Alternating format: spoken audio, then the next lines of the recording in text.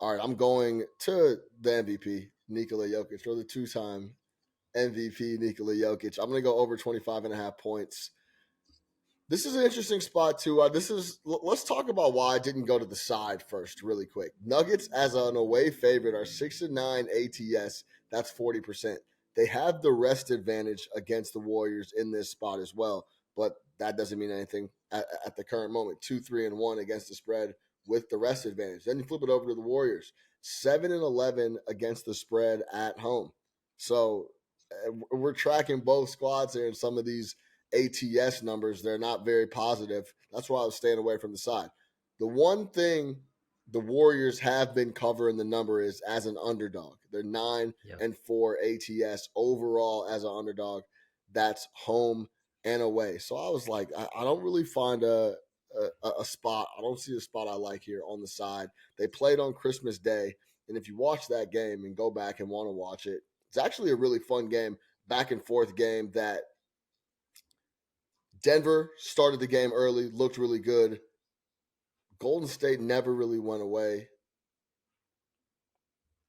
Denver then gave up the lead in the fourth, then came back and closed it out and got the W. Jokic shot 18 free throws in that matchup. Overall, I like this spot against Kay Looney. 3 of the last 4 games, he's versus the Warriors and Looney. Jokic has gone over this 25.5 point number.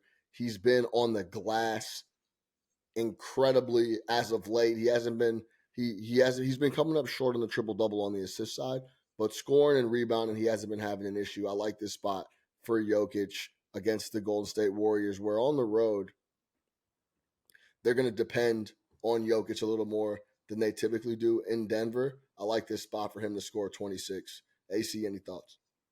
Yeah, I like that look a lot. It's not only against Kay Looney, but I mean, Trace Jackson Davis has been getting a lot of run for the Warriors. Athletic, strong kid, but again, he's just a kid. He's just a rookie, so you can't expect a rookie to D up the two-time MVP, right? So, and they're both undersized. They're both 6'9", 6'8", 6'9" at most, right? So, Jokic should have his way inside, and I think what we're seeing in this game with the numbers so short, I kind of lean Golden State here, even though I don't like Golden State as a team. I think that the difference, Sean, between the Nuggets and the Warriors is this. The Nuggets can win playing their B game and C game. Like they're good enough to win. The Warriors have to play their A game to win any team right now, to beat any team. So that means Steph Curry has to get hot from 3 or Klay Thompson has to get hot from 3.